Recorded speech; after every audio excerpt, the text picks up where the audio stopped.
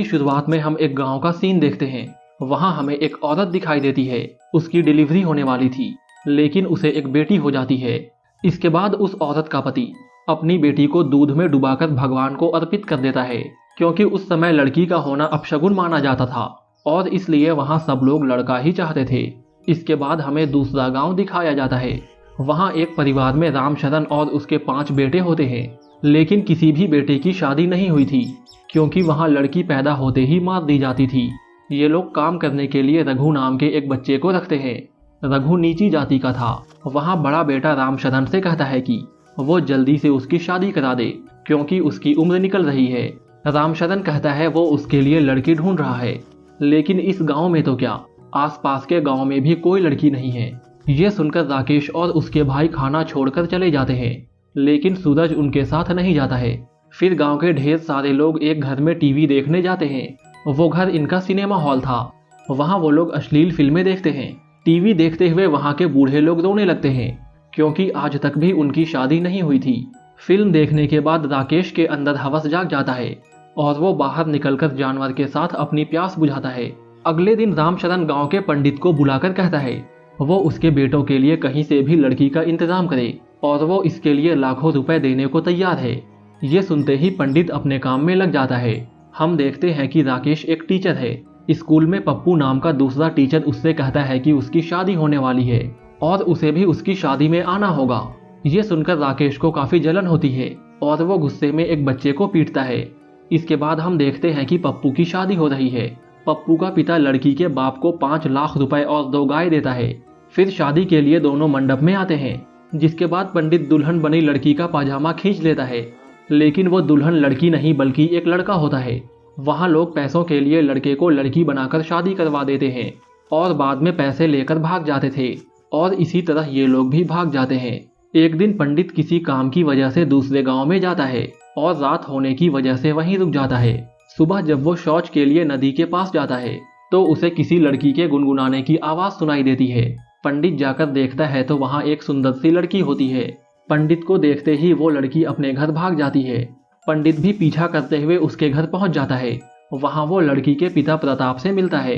प्रताप पंडित से कहता है कि अगर गांव वालों को उसकी बेटी के बारे में मालूम हो जाता तो वो उसकी बेटी को भेड़ियों के जैसे नोचकर खा जाते, इसलिए वो गांव से दूर इस जंगल में रहता है। फिर पंडित उसे अपनी बेटी की शादी रामशरण के घर में करने के लिए कहता है।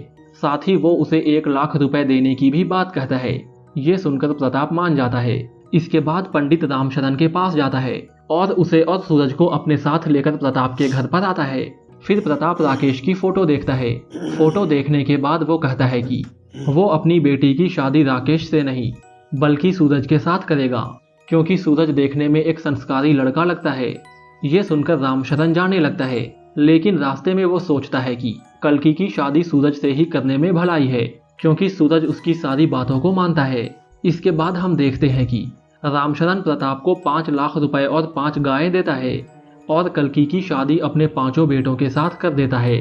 इसके बाद ये लोग कल्कि को लेकर घर आते हैं।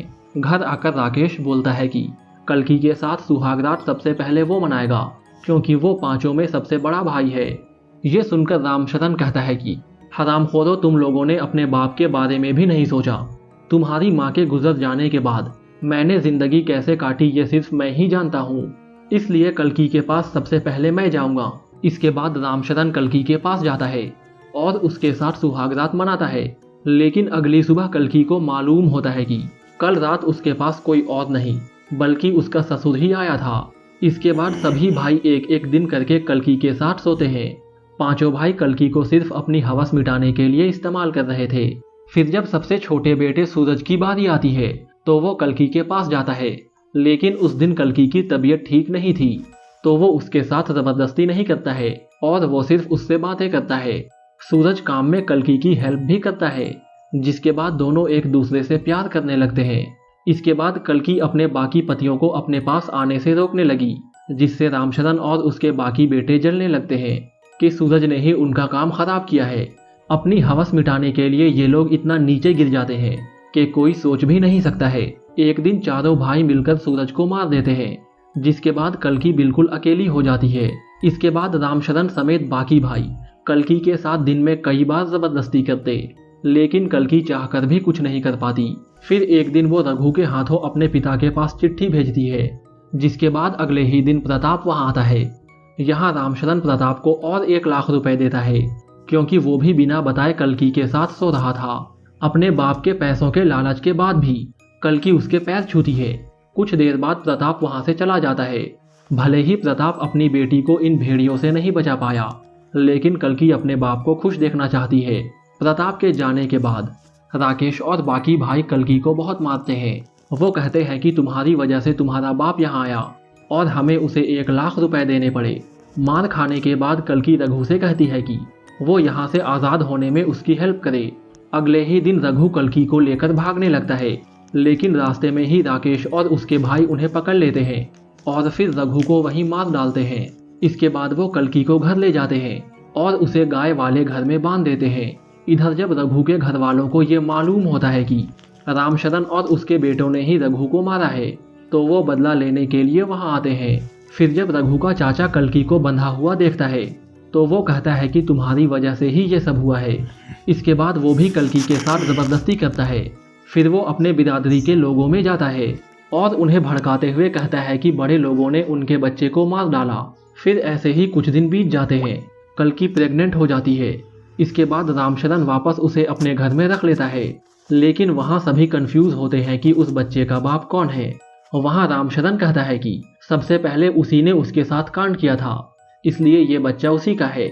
जब प्रेग्नेंट वाली बात रघु के चाचा को मालूम होती है, तो वो अफवाह फैला देता है कि बच्चे का बाप रघु का भाई है, क्योंकि वो कल्कि को अपने पास रखना चाहता था। इसके बाद ये लोग कल्कि को लेने के लिए रामशरण के घर में जाते हैं, लेकिन गुस्से में आकर रामशरण और उसके बेटे उन पर फायरिंग करने लगते हैं। इस फायरिंग में रघु का भाई मारा जाता है। बचे हुए लोग वहां से भागने लगते हैं। राकेश और बाकी के भाई उनका पीछा करने लगते हैं। पीछा करते हुए वो उनके गांव में पहुंच जाते हैं। तभी रघु का चाचा अपने सारे लोगों को लेकर इन पर हमला कर देता है और वो सबको मार देता है। इस बात से रामशरण को बहुत गुस्सा आता है और वो गुस्से में कल्कि को मनहूस कहता है। फिर वो जैसे ही कल्कि को जलाने वाला होता है, तभी उनका नया नौकर चाकू लेकर रामशरण को मार देता है। वहीं गांव के बाकी लोग भी एक दूसरे के साथ लड़ते हुए मारे जाते हैं। फिर कुछ दिन बाद कल्कि को एक बेटी होती है, लेकिन कल्कि दुखी होने के बजाय बहुत खुश होती है। इस मूवी में इंसानों की हैवानियत को दिखाया गया है, जो बेटी होने पर उन्हें मार देते हैं, लेकिन बिस्तर में हर एक इंसान को लड़की की आवश्यकता होती है और इसी पॉइंट पर यह मूवी खत्म हो जाती है।